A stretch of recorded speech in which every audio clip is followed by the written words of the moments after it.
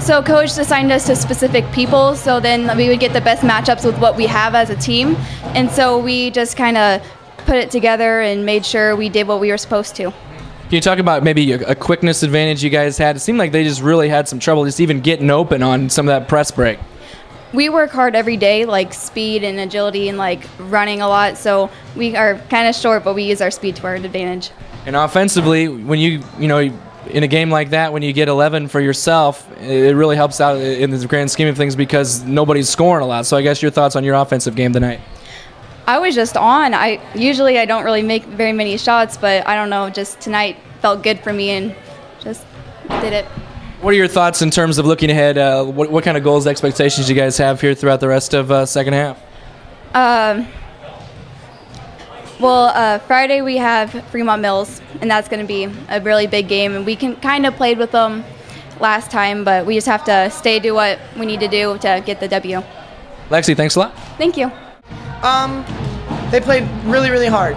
We've come off of 2 tough losses that we shouldn't have lost, and they needed this game to get over that hump. They were kind of getting down on themselves a little bit, but they came up and they showed up tonight and played really well. Obviously, defense was kind of the name of the game there. They only scored 23. You're going to win a lot of times when your opponent scores just 23. So I guess your thoughts on what you were doing defensively and kind of how your girls executed that. That's the way Sidney plays basketball. That's what we pride ourselves on. We're quick, we're scrappy, and we really pride ourselves on the defensive end of the floor. So, I mean, if they're coming into the game tonight, I just told them, I said, you need to play Sidney basketball. I mean, balls to the wall, everything, give everything you have on the defensive end of the floor. Looked like you guys are they really had trouble getting open. I mean, your quickness just on press breaks, so many deflections. I mean, if you counted those up, had to be 30 deflections or so. I guess, can you talk about did you feel like you had the quickness edge and that was maybe why you went, the full floor against them? I do.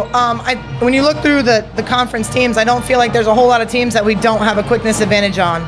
It's just the girls deciding to show up and actually use it, and I think which they did tonight. And sometimes it's a little bit of a roller coaster, but they definitely showed up tonight. You talked about the 2 losses before this one that maybe you felt you should have had. I know they're real close losses. I guess what is it in terms of with your team, the difference between a win and a loss in situations like that? The loss against Nishnabotna, we were 1 for 14 from the free throw line, so that was the difference in that game. Essex, it's kind of a flat night for us. I feel like if we'd had this team show up on Tuesday night, it wouldn't have been a question. Coach, thanks. Congrats on the win. Thank you.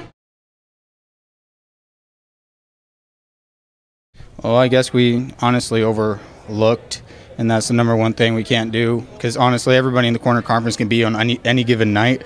So coming out tonight was a good win for us. Can you take us into the, locker room maybe after the Essex game or yesterday at practice and what coach was like, what you guys were like, what the atmosphere was like? Yeah, we knew we had to recover from that loss. Coming in practice, we hustled, we put our mindset. We said either we're going to come back through the season or we're going to play like we have coming back like we have all season. So, look, I think we turned it around and hopefully we keep it up like we did tonight. Last year, you and a lot of other guys on this team were a member of this team that lost 4 times to East Mills. So I guess, was that at all a rallying cry? Or what's it like? Was that avenge anything? Or I guess what was on your mind? Was that even on your mind? No, it wasn't on my mind at all. I knew they were going to come in and play us really, really tough, and I knew it was going to be a close game against them. But we had our mindset well tonight. After that loss. And Coach said earlier this year the intensity sometimes was lacking a little bit. I don't think it lacked tonight. I guess, was there something different about today that you came out, or what, did Tuesday wake you up, or what happened? Yeah, definitely. It was an awakener losing to Essex and coming in today. Definitely helped us out a lot. Erick, thanks a lot. Congrats. All right, thank you. Well, we got humbled a little bit Tuesday night. Essex played tremendous against us, and I think we had something to prove. And we knew East Mills was going to be a formidable foe. And I mean, the last few years we've kind of went after each other, and we knew it was going to be a dogfight. And if we didn't play well, we knew that they'd beat us pretty good. And I thought for the first time all year, consistently, we played good for 4 quarters, and we made enough shots to win. earlier this year in an interview you did with us, talked about, intensity sometimes was lacking and it didn't ever come until you were maybe losing. But I guess it was right there right away, wasn't it? Well, it really was. And defensively, we've played good all year except for Tuesday night. We didn't play well defensively Tuesday night, and that's kept us in a lot of games. And we struggle to score. We go through stretches where we struggle. I think at the end of the first half, we went 4 minutes without scoring, and we get into a thing where we take some bad shots. But tonight, defensively, we played well the whole game, and we held them down, and we knew we had to because East Mills is such a great team. A lot of different guys scoring for you. I mean, Erick Rodriguez gives you the most when he goes in double digits. I don't know if that's happened yet this year. Maybe it has a couple times, but either way, that's a huge bonus. Well, we really need him to score for us, and Blaine Moreland's another one that hasn't been scoring a whole lot for us, and we need those two seniors really to step up because they can shoot the ball really well, and if they're scoring, that opens up a lot of stuff for Kane and Coates inside, and then our two freshmen, Sergio Rodriguez and Cameron Whitehead, have just been great all year, and Chase Reed, a sophomore. So we've got some young kids, but we need our seniors to carry us, and they did tonight.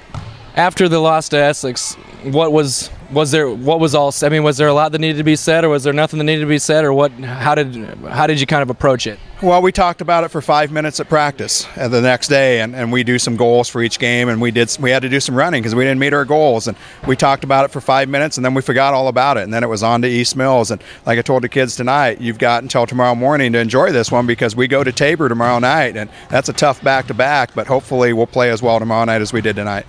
Yeah, I guess talk about that one. FM played them here, and they came out and played pretty well, and I guess you've got a lot of momentum now. Maybe Tuesday you didn't, and that's how funny momentum is, I guess.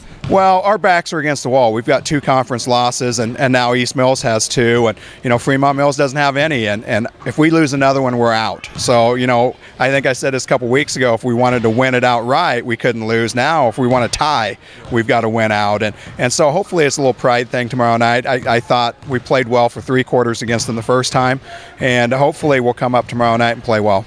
Ken, thank you very much. Thank you.